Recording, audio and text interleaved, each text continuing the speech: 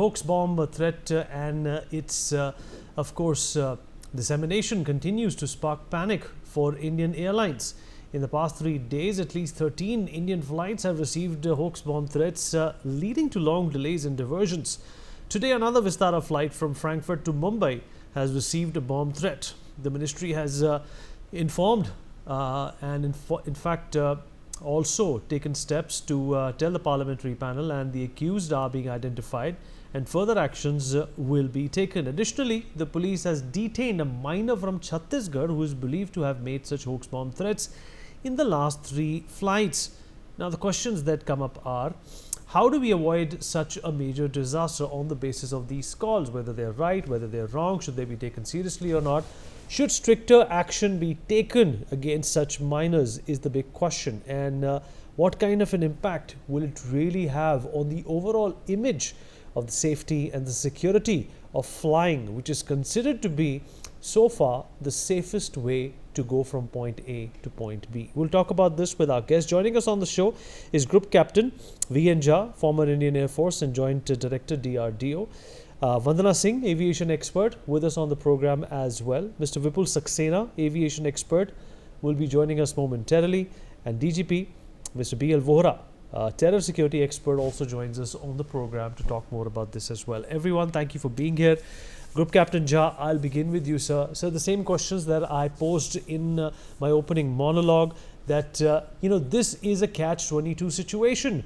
You really cannot distinguish whether to believe these hoax calls or not just on the basis of its merit. There is no way of verifying whether the person who is, in fact making these claims is telling you the truth or not. But at the same time, what happens is that somebody could be having fun, but airlines and passengers and the state machinery ends up losing a lot of money, and more importantly, ends up losing a lot of sleep.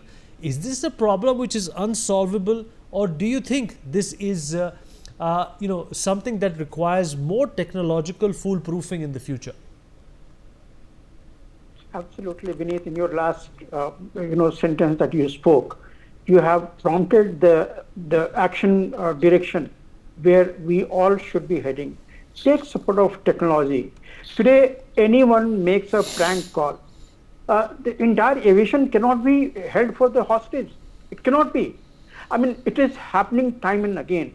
Surely, in Air Force also we have faced some sort of challenges, security challenge at some stage or other, but Air Force is entirely different. That's isolated from the general public. But all the same, there could be a public call to the Air Force, air traffic control or the security officer that so thing is happening. Look, we don't run behind the pranks. There has to be a solid, a robust SOP into which you formulate some of the actions that you don't run around for every call. What happens is there is a credential given to the call. Some amount of weightage is given to the call coming from whom. This is where your last sentence, what you spoke, the technology has to assist us. Today, there are many, the technological solutions to identify the person, and this call, when air traffic control or any agency in the country receives such prank call, there should be some identifiable process into which you confirm the integrity of the person who is speaking. At least his name, address, something of that sort should be there. Look, police in the civil, when they register or when they act onto any panic call to given, first thing they do is first note down the address, name, and some sort of identification of the person who is giving the call, so that you give a call and you identify that yes, it is the same person. That is where right now the problem is happening. Any Tom, Dick and Harry picks up a telephone or mobile and gives a call. Only thing that he or she may be is required to have is the authentic telephone number of any agency in the either Air India or DGCA or security setup or police, and then the entire panic happens. This is the first thing that we should be able to overcome. Secondly, there are SOPs, various SOPs of which call to be responded to, how to respond to, what is the most logical way of it is happening. Otherwise, what will happen is we will land up in the situations of that fox. That fox has come, and when actually fox has come, no one responds to it. We should not reach to that stage. And obviously, look, the Air Safety Bureau of India is the one who should, I mean, in my opinion, coordinate a well exercised program, well exercised approach into initial screening of the calls, finding the authentication of it, and then subsequent steps that has to happen. Last but not the least, I'll say is, see, the lives of the passengers and all aboard that aircraft is absolutely, precious. Lives must not be lost, and that is where you usually divert the aircraft to the nearest airfield where they land, and then the checks are being done. So all these are the things what is to be done. And only one thing I'll say in the end: all airports in India, at least, must have a very firm level, or very high level of security. Every airport should do their own checks. If there is any gap, that must be plugged. Double layer of security may be put there, and I'm sure this can be controlled. I mean, it cannot be there. And if, anyone who is being caught, that person must be made to pay in exemplary way, both with punishment as well as financial implications should be put onto them. There is no minor, there is no major. Any minor giving the call, his parents should be made to pay all those bills, what the airline has incurred, what the torture the entire lot have gone through. So all this should be put into place, and of course we have other panelists here in this who are experienced into the civil airliner. I think security is the one which needs to pull up the socks. The initial approach and the subsequent SOP is already there. We need. All right, Mr. Vora, the airlines and the airline industry and the sensitivities associated with the operations of airlines is a very, very sensitive, a very, very volatile space. It has its benefits, but it also has its chinks in its armor. But the fact of the matter is that this crying wolf business, either way affects airlines. It's not that you learn once somebody cries wolf. You're supposed to take it seriously every time they do that. What is the way out here? Can technology come to the rescue? And how are our laws prepared to deal with the people, who take this matter as, a low-hanging fruit and, toy with the law? Vineet, yesterday on your channel, I had said a few things, including that this could be either a mischief call or a serious threat call. So they have turned out to be mischief, because all the calls earlier than this have turned out to be fake, to the best of my knowledge. Now, as far as the calls, see, necessarily calls will not come. Most of these threats are made on social media also. Now, social media is such a big boon and such a big menace. We all know that. So this is what is going to create a problem. But as I said, secondly, of course, I had also said we'll be able to work it out, which we have been. Here the situation is that a new position has occurred. And I'm sure everybody concerned will be going to the drawing board. They'll work out a system solution, whether it is our SOPs, whether it is technology, whether it is strengthening of security at the airports. Because it's not only passenger traffic, the baggage also. Baggage also has lot of problems. So I think that this situation is, number one, serious, involves lot of lives and lot of publicity. See, because so many people are available just in one go, if they are by any chance killed, God forbid. So I have a feeling that they'll have to go back to the drawing board, take out the old SOPs, make the new ones in all its aspects. And in these groups who are going to remake the SOPs now, the social media experts must be involved. I think it's very, very important because they are the ones who know how to find out quickly as to whether any message on Facebook or Twitter is a serious threat or it's not a serious threat at all. Apart from that, yes, every threat has to be taken seriously, no doubt about it. The airlines have been taking seriously. Even this flight coming from Frankfurt to Mumbai, they got the message on Lahore when they were in Lahore in Pakistan airspace about 6 a.m. But they landed safely. But of course, the drill had to be undertaken later on also.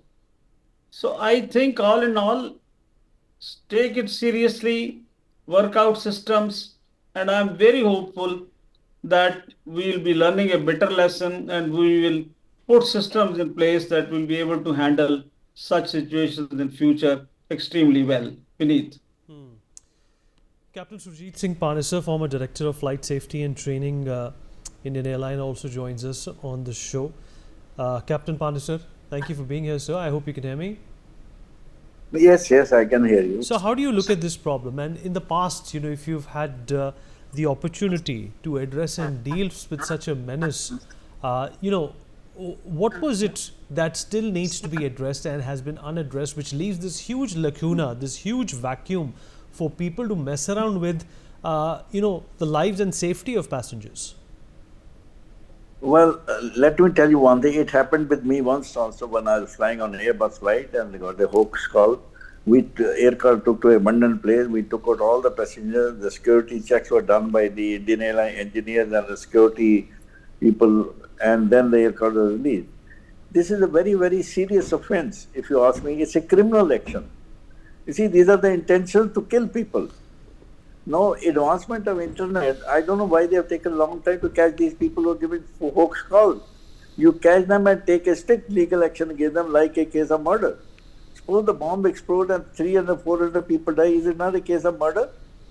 Why it should not be taken very seriously? As far as security is concerned, let me tell you, in Delhi the security is very good, very tight.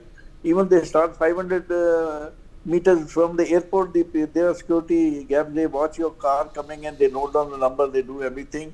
And let me tell you, once one of our honorable minister was going and the security caught one small matchbox in his pocket. They did not allow him. The security is very tough in Delhi. But we must not take it lightly, and these people, we should catch them and take legal action, criminal action against these people.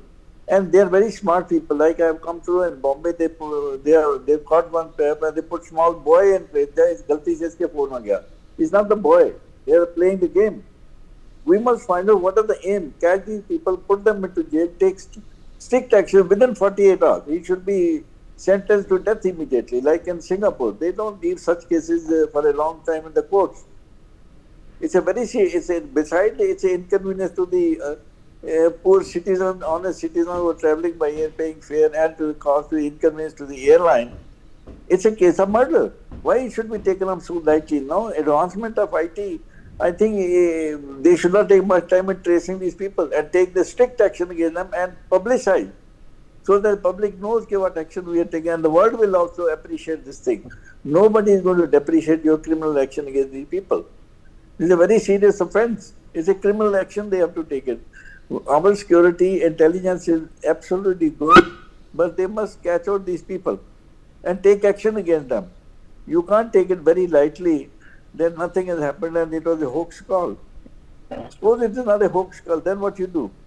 सांप निकल गया, आप लकीर को पीट रहे हो? नहीं, हम सांप को पकड़ेंगे. We must know from where he got this idea. Does he belong to any terrorist group? Whether he played it as Joe? Why he has done this thing? Imagine the plight of the poor passengers who are traveling, going for the emergency, some for operations, some for medical, some for interviews, and what happens to them? How do they feel? It's a very serious offense, and the government should appoint a committee, and committee takes many years to decide what to take it. We must put this case as a criminal action, and people should be decided within 48 hours. This case should be decided. And because it's the life of so many passengers. And you can't play with the life of the passenger in such a way. Just give a hoax call and you enjoy it. What is this? I'm very sorry, I have a very strict view. I know in Singapore, if they catch a case of any person carrying drugs, within 48 hours they have to shoot him down. They keep 48 hours only to find out from where you got the drugs. And similarly, why can't we be strict in our law in these cases? Suppose the bomb explodes, 400 people die, then what you do? Is not a criminal action? These are the intentions to kill people. And it's a similar case under, comes under criminal procedure code, and they should be tried under the criminal action. And our security, as far as Delhi is concerned, I'm very confident they're very perfect. They have caught even people with small items. Even if you're carrying a small mobile and you're not declared it in your bag, they trace it out, they tell you to take out your mobile, put it in a separate tray. Security is very tight in Delhi. I don't know about the other airports. I've flown out of Delhi a number of times. I find they're very good, very strict. They take action. They don't allow any small item like blades, nail cutters. They don't allow all these things to be carried on board. So in my opinion, it's high time the government should get alert and decide immediately, take criminal action. That is, the court has to be decided. Fast track court should be appointed to take action within 48 hours. So the people realize the state of these hoax calls and all that.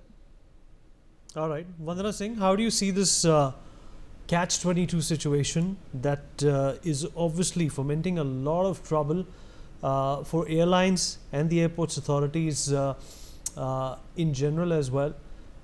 This is obviously a menace that needs to be curbed. But the fact of the matter is, and what our previous panelists have also gone on to say, that perhaps the strictness of the law needs to wield its hand, to teach or in fact lay out a precedent which acts as a deterrent. Sir, we were flying from London to Delhi. Vandana, this is for you. Sir, 1 second, sir. This is not for you. This is for Vandana Singh. Okay. Thank you for having me on this show, Vineet. I absolutely agree with you. The aviation ministry, the aviation industry alone cannot deal with this. Spare the rod and spoil the child. So it is a serious criminal offense. And this is happening again and again. It is not a joke. This is serious threat to life, safety and security of the passengers, of the equipment, of everything that goes into protocol, the SOP that gets followed, of landing at an XYZ airport, of evacuating the passengers, and all the things that the airline has to do. So point to come in is, what is the role of the telecom department? How are these social media calls posts being monitored? Whoever is calling, even if we call it a hoax call, are we getting into the deep of it? Are we checking who it is?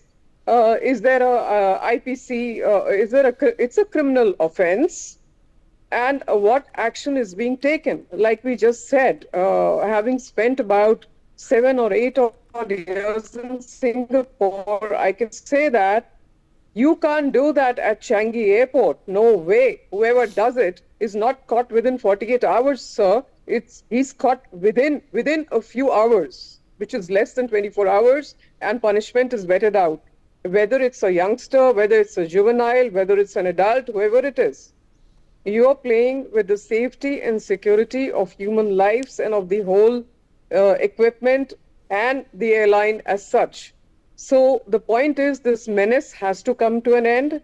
We as in the aviation industry cannot take it lightly because there are human lives involved.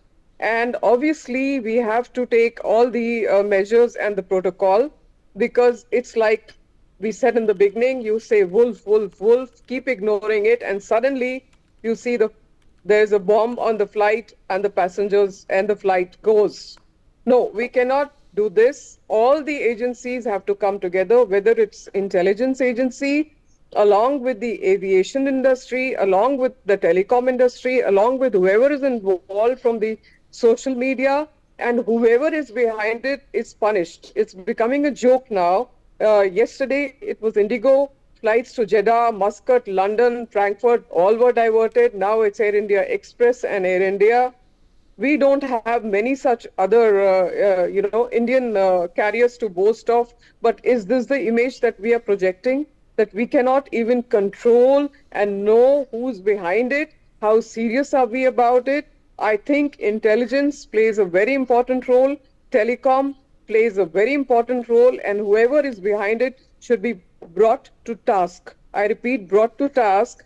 And I can't say here that just the way that we screen the hand baggage of each and every passenger, now we start opening the check-in baggage of each and every passenger and saying, okay, please open it and show it, because we know how many hours it is going to take to clear one flight.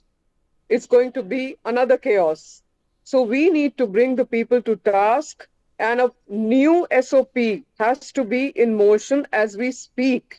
It cannot be that it has to be designed or an old SOP has to be brought back. It has to be in motion. And even if it's a 9-year-old boy calling a hoax or a 9-year-old girl calling a hoax, he or she has to be brought to task. Whatever the punishment is, has to be given. Because if we do not show that as an example, then how will the others know? And what image are we giving of India? We are anyway reeling under the West Asia crisis. We have 7 or 8 airspaces that are blocked. It's taking 10 hours to reach Europe. We are going over the Egyptian airspace and African airspace to get to certain points. Now, if that be the case of the situation, who's having fun over it? And who's behind it? It could be that intelligence is providing us the inputs, and it could be something serious. So nothing can be taken lightly. And I believe the time is for everybody to come together, for the government to take strict security measures to ensure the safety and security of the passengers, of the equipment, of the airline as such. Absolutely. This is my view, Vinny. Good points, Thank you so much. Appreciate it. And unfortunately, we have run out of time. But definitely, all the inputs that have been provided by our panelists need to be checked in with the government as well to avoid something like this from actually hijacking the entire aviation ecosystem. For more such videos, subscribe to the NewsX YouTube channel, hit the bell icon.